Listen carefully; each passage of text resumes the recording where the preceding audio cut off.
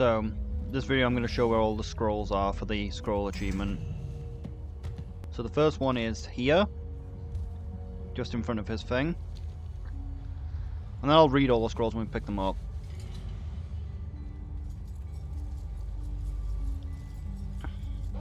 Because you need light to get all these scrolls. Ooh, what's this? And then I'll get easily distracted by something which, like... And of course we have a thief. They stole from me.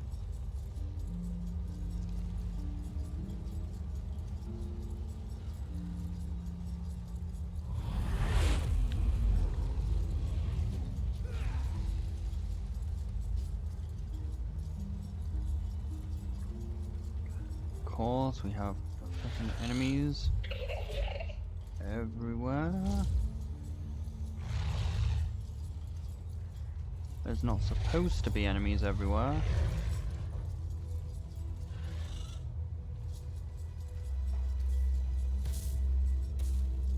I think that it's up where those enemies are. Could be down here though. There's also a possibility it's not even up.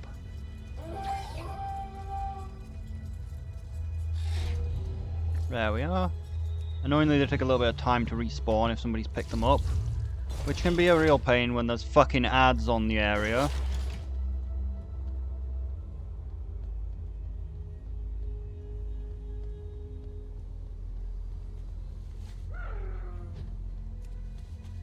Okay, next one is in a nest.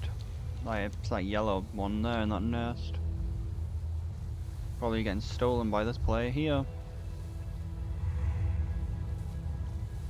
Nope. It's just in this nest, I'm pretty sure. And of course it's not just a regular enemy.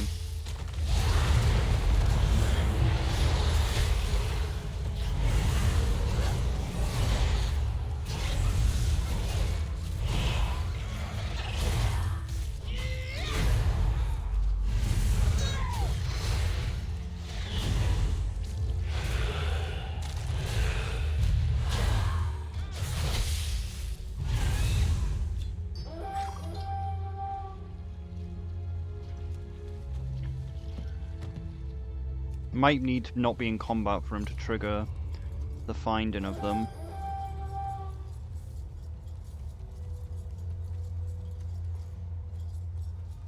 Okay, so the next one is a little bit of a walk. In fact, the next one we saw in the video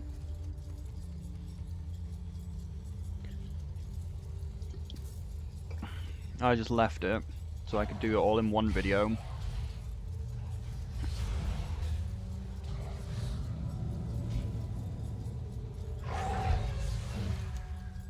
Oh, it's a little further along.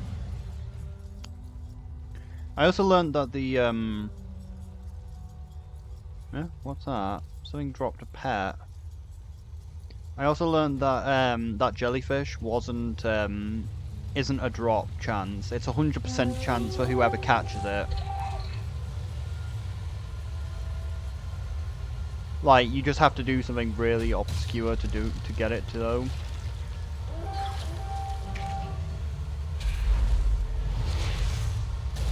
Like, you have to, like, I was right though, you have to fish something up in that area, and then you've got to, like, go round the place to create a lure. And the person who I was the person's video who I saw about it was like, oh, it only took me 7 hours to get it.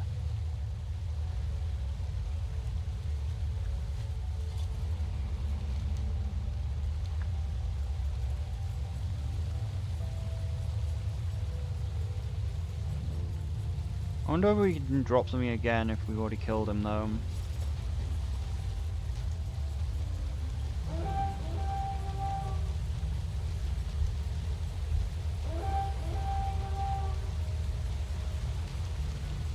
There has to be something on the cipher thing which we just don't understand. Because it pings whenever we get close to it.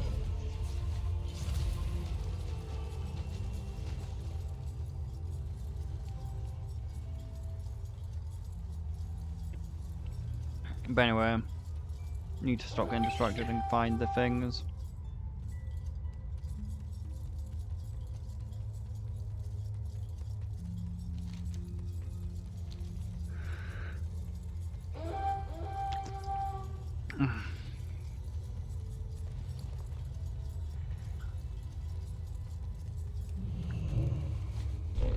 I have many lucky tools you like.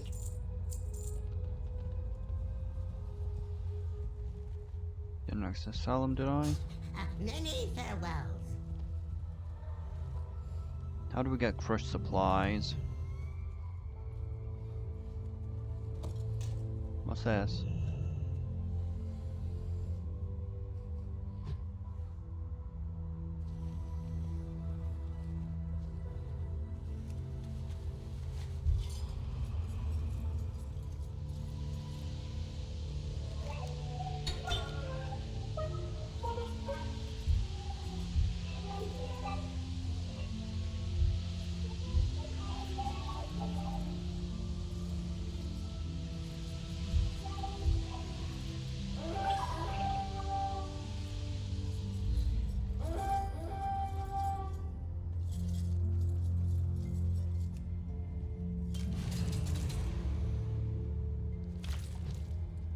This isn't the right puzzle. This isn't even one of the puzzles.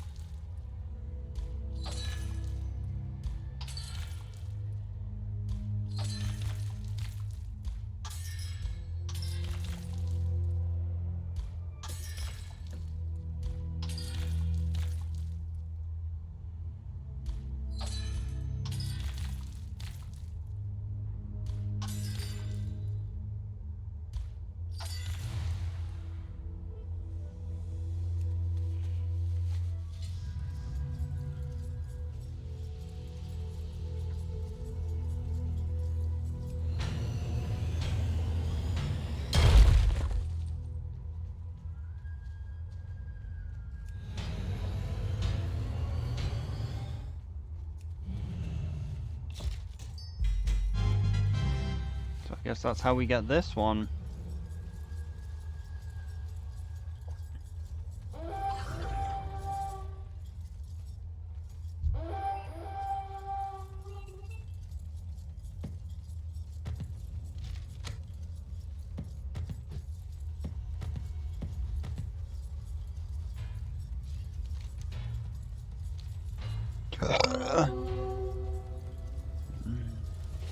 I don't have a target. I need a target. I need to target something first. I need a target. Well, why aren't you targeting it then? I need to target something first. But why aren't you then? I don't have a target. Why is it untargetable, but it's saying that, like, the add-on picked it up?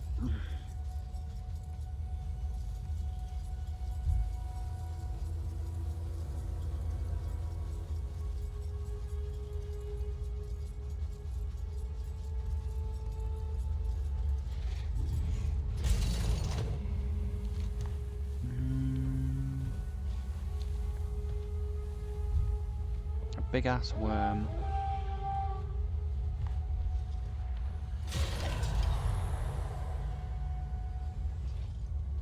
That's annoying, it's underneath this worm somewhere.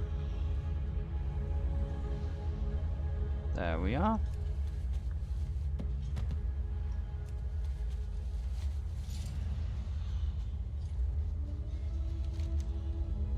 Well, the other yellow thing in this desert is where it is. This is a bad spot.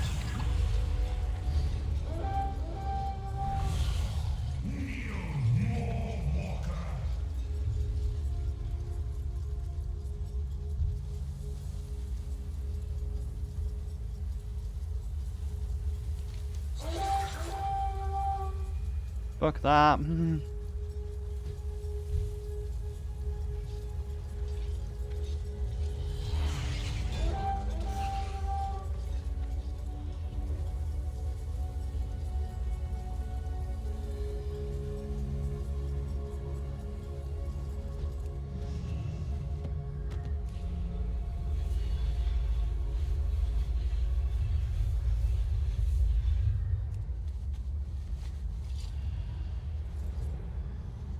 And I believe this is the last one.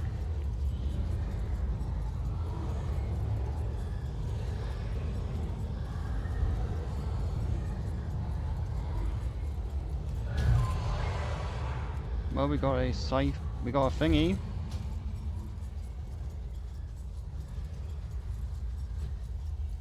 Seems they might have gotten rid of the language thing. Mechanic.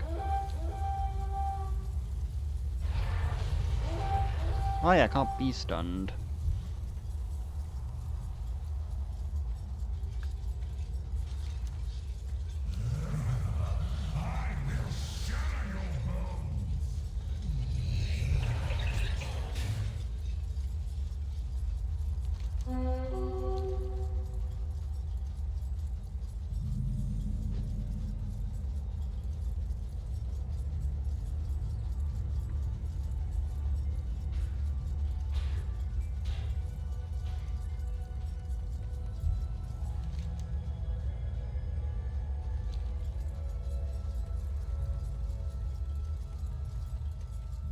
Is this the way through?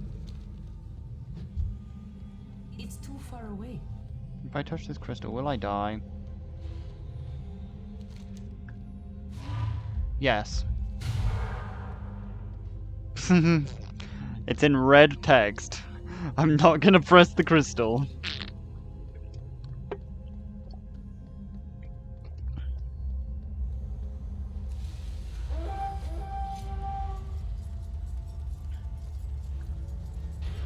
Maybe I should have just teleported.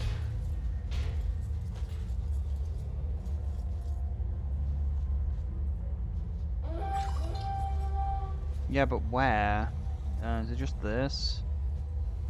We still have no fucking clue how to access that though.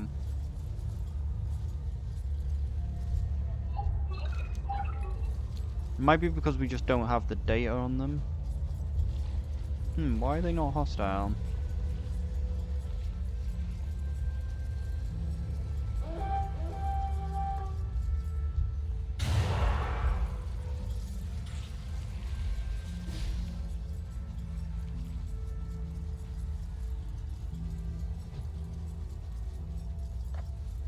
But yeah, I should just get to the thing so I can end the video.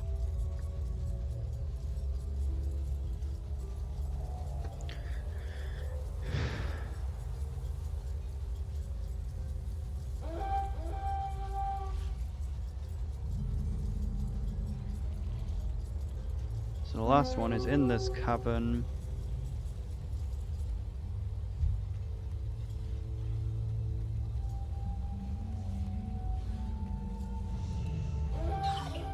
Around this corner just here, and this should be the last one. We now have all the knowledge. Oh, we also have a thing here.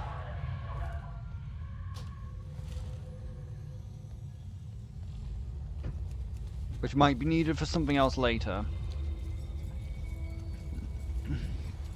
Where have I not been? I guess it looks like only the top left corner.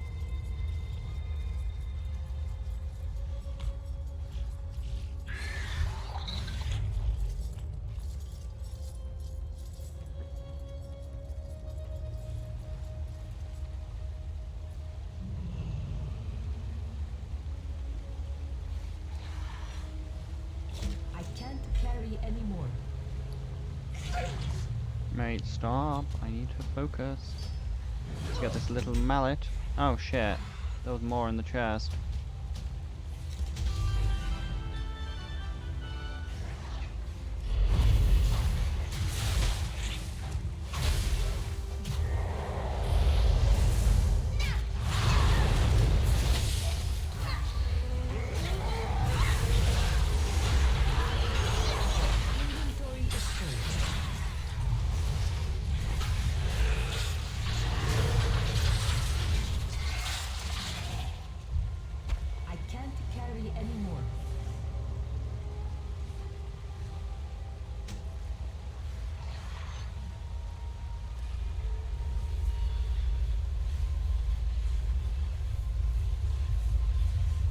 How often I got the appearance?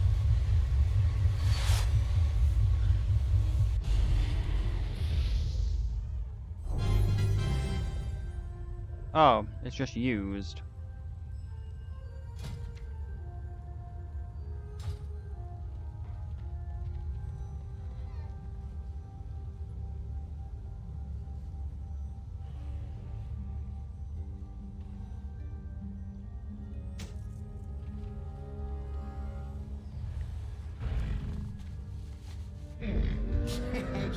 Many deals for a friend of the Grumbles. Like you.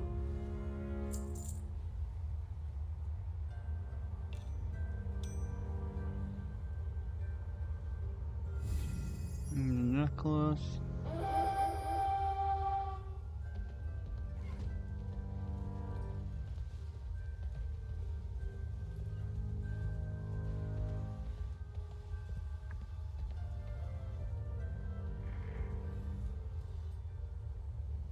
Good fortune to our friend. I need to get closer. Really?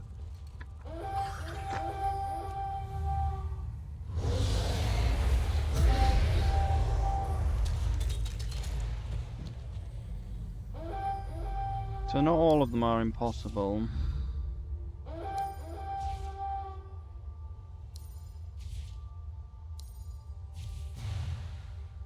Like, some of the puzzles are really fucking easy.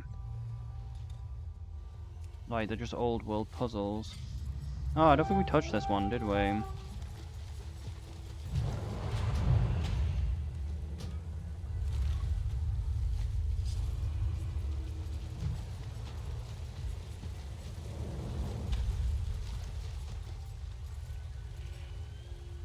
out of range. But yeah, I should just read the things and then we can end the episode. Let's put them in order.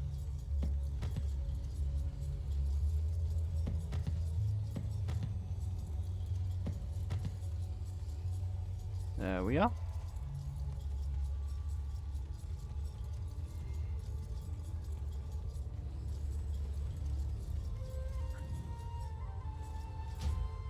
Okay, as the exile begins, I cannot help but think back to the events that led to our arrival. They doubted me, mocked me, and conspired to replace me, and yet just as they unsheathed their blades of doubts and skulked forward to strike me down, it happened. The geometry revealed itself, the fanatical alignment. At long last I found a way to Xenomortis. No other mind could have comprehended the formula required to succeed. Portal after portal turned and returned, stretching out looped back upon itself. No wonder so many before me had failed. The fools among our expedition rushed to plunder the land's mysteries and paid the price for their folly. Did I not insist that the first ones would not leave their secrets unguarded? The surveyors learned their lesson and heeded my warning. We found a safe foothold and a haven for our work to begin, but a fragile harmony would not endure. The deeper we delve into the mysteries of Xenomorphis, the more my colleagues become affected. Even Executor Elgar, perhaps the most glory-driven of any of us, in the expedition, began to regard the knowledge we gleaned as sacred. In time, Al and the others perceived the great truth. We could not send word of our discovery back to the overworld. The secrets of the first ones were not to be plundered. Outsiders would only disrupt the crucial purpose of Xenomortis. We shattered our portal and blotted out the translations and equations. Even from our own minds, any transitions that might lead back to the outer realm was forfeit. Our hearts sang as we renounced our cartel designations. From that day forth, I was simply From, and while I did not seek the profit from the programmer's knowledge, I did want to understand it. That's where the schism began. Why had it been burdened by the companion of mind so small? Even in a land of infinite wonders, the dullards who work alongside me have failed to appreciate the purpose driven by every thought and deed. I had to reach the sepulchre. It was blasphemy, they claimed. The mysteries there were too sacred, truths not to be approached or even pondered. They labelled me a heretic. When my back was turned, they sabotaged my research. Just as I neared the translation of the new cipher, Karos would send some meddling pilgrim to interfere. Our bitter feud stretched on and became an incomprehensible. Finally, I declared me an ostracite and banished me from Haven, the very foothold I gave them. Still, I bore this integrity in a manner befitting of one of my intellect, and resolved in exile I would outplace them all, and so I did. Was that the one I just read? Though access to the sepulchre continued to elude me, I learned much by observing the automa. Admittedly, I understand them at least at first. They seem more servitors, less capable and independent thought than even the mud-minded inhabitants in Ouroboros. But like everything else in Xenomorphs, they were part of a pattern, a genomical shift, expanding and contracting and demanded by the duty put before them. After all, the land is no museum, no library no, it is a workshop, a forge where afterlives are furnished. When I detached my consciousness from the limitations of preteritations, I saw the grand architect of the polygons put into practice. Afterlives assembled according to the needs of the arbiter's judgment. It was the automa who carried out these duties, forging flora, fauna, and terrain, encasing them in orbs and send them out into the in-between like seeds floating in fertile soil. Do you see? Do you understand as I do? Everything about the Shadowlands, everything is part of a pattern, a closed system in which nothing is lost. Even that which is seemingly destroyed, merely being reshaped for a new purpose. Purpose, Malefic thought they are perhaps the ordinate understanding, some small measure of the mystery. I observed many types of automa of various sizes and shapes, guardians, builders, curators, and more petite variants seemed to relieve in the duties of upkeep and repair. Besides an unwavering devotion to their obligation, the automa share another notable trait. Their language. They spoke not a word I could understand, but their tones and echoes. Know that I, Philip, am renowned for my linguistic skills. Though a rival in the Shadowlands imbued mortal souls with knowledge of worlds of death, many retain memories of the languages they used in their world. And what is the language if not a system of sounds and patterns, I ask you? So yeah, of course I absorbed countless languages during my interviews with mortal souls.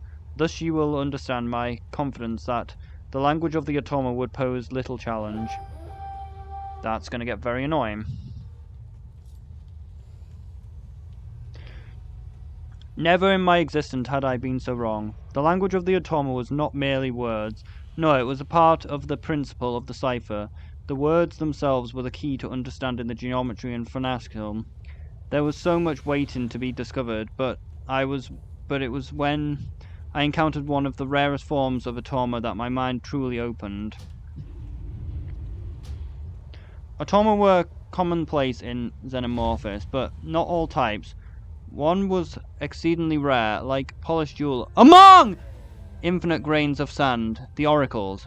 They sang songs in their kin, and so at first I thought they were unique only in appearance, but as I drew close to one, to better observe its duties, something unexpected happened. I heard its voice, and yet in terms of voice falls short too. I experienced a sensation of words being spoken in much the manner one does when conversing with a colleague, and yet this was more. I felt the words as much, heard them as thought them, entirely conscious, and conveyed their meaning to me, entire being. The words didn't offer, it spoke images, riddles, prophecies, and as they reverberated through my very core, I remembered my conversation with Ithaca, the thousand truths they told of me. Then it struck me. The oracle spoke in both one truth and 1,000, not as separate thought, but as one in the same. If the oracles entities leave behind to oversee the workshop could think in such terms, how much more complex must the minds of the makers be? Long have I scoffed at what I learned of the Titans, or the Void Lords, or the demons of the Nether. I held Death's pantheon in a high regard, but now I know they are as limited. Truth lies not in one direction or another, but in their instruction. The first ones had participated out their own gifts, but gave no child all them. No wonder these offspring bickered with such inconceivable jealousy. They were the very nature of one's own denial. At this realization I lost consciousness, for I had once again transcended into another plane of thought. Every new discovery in Xenos Mortis draws me back to the mysteries of the first one. I sought to understand their nature, yet each time I believed I was nearing the answer, I found myself drifting further away. I considered again their duties, and patterns lined the curves and arcs of angles, and turns, oh, many turns. The 6 forces that pointed towards a 7th, and yet denied it. For a long while I considered this seemingly contradictive no more than a variable, an unknown waiting to be solved, but the song of the oracles continued to reverberate in my consciousness, and it allowed me to focus, to soften my grasp upon the tangible, and loosen the geometry to take shape in my mind. I was both 6 and 7. The 6 were one, and the 7 the other. Did they desire union? The song seemed to say otherwise, but both were yet what only one could be. The melody shifted. It stuttered at the shape it took. There was not a variable to be solved in it. Was the solution waiting in its opportunity? The song must not be allowed to end. Do the first ones still sing it? Truly, I do not know. But if they do not, who will? And that is all of the books of knowledge, forgotten knowledge, which is power, and we know very little.